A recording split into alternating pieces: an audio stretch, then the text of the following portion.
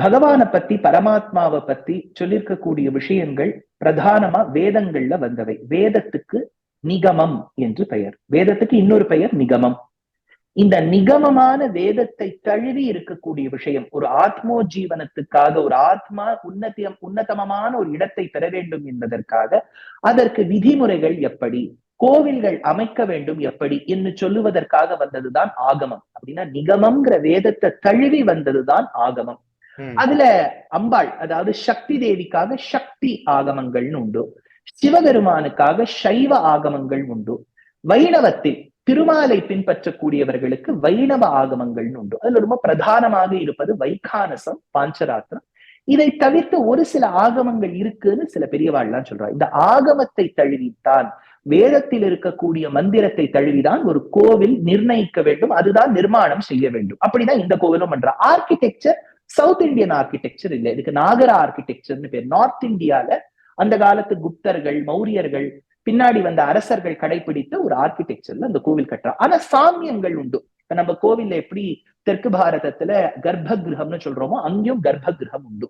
அங்கேயும் மூலமூர்த்தி உண்டு, இங்கேயும் மூலவர் உண்டு.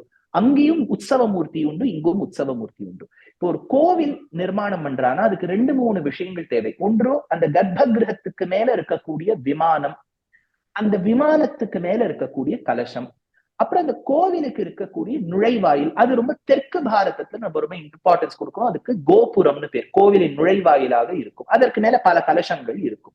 அது நார்த்ல இருக்கணும்ங்கிறது இல்ல, நார்த்ல சிகரம் இருந்தால் போதும், அந்த விமானம் இருந்தால் போதும், அதுக்கு மேல கலசம். ஏன்னா அந்த கோவில் ஃபர்ஸ்ட் ஃப்ளோர் செகண்ட் ஃப்ளோர் எல்லாம் முடிஞ்சாதான் மேல நீங்க கலசத்தை போய் பிரதிஷ்டை பண்ண முடியும்.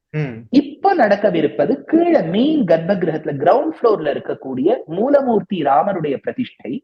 உற்சவமூர்த்தியாக காலங்காலமாக வழிபடக்கூடிய ராம லல்லா பாலராமனுடைய திவ்யமங்கல விக்கிரகம், இதுதான் நடக்க போகுது. நிறைய சிற்பிகள் தங்களுடைய தெய்வம் கொடுத்த அனுகிரகத்தில் அழகழகான விக்கிரகங்கள் பண்ணிட்டு இருப்பா. அது கல்லுல பண்ணிட்டு இருப்பா, அது கல்லே.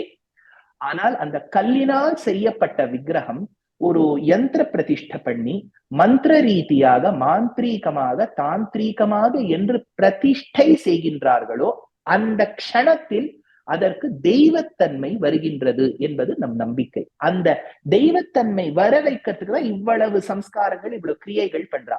அதற்கு பிராண பிரதிஷ்டைன்னு பேர். பிராண பிரதிஷ்டை என்பது to install that beautiful divine image. இந்த கும்பாபிஷேகம்னு சொல்றது கலசம் எல்லாம் முடிஞ்சு அதெல்லாம் முடிஞ்சு, இப்ப கும்பாபிஷேகம் அங்க நடக்கல. அடியேனுடைய ஞானத்துக்கு எட்டிய வரை கும்பாபிஷேகம் நடக்கல, பிராண பிரதிஷ்டை நடக்கிறது. அந்த கர்ப்ப கிரகத்துக்குள்ள மூலமூர்த்தி உற்சவமூர்த்திய அந்த இடத்துல வச்சு ஆகம ரீதியாக, வேத ரீதியாக, வைதீகமாக செய்ய வேண்டிய ஒரு கிரியை. அவ்வளவுதான். செய்திகளை உடனுக்குடன் தெரிந்து கொள்ள உடனே சப்ஸ்கிரைப் பண்ணுங்க.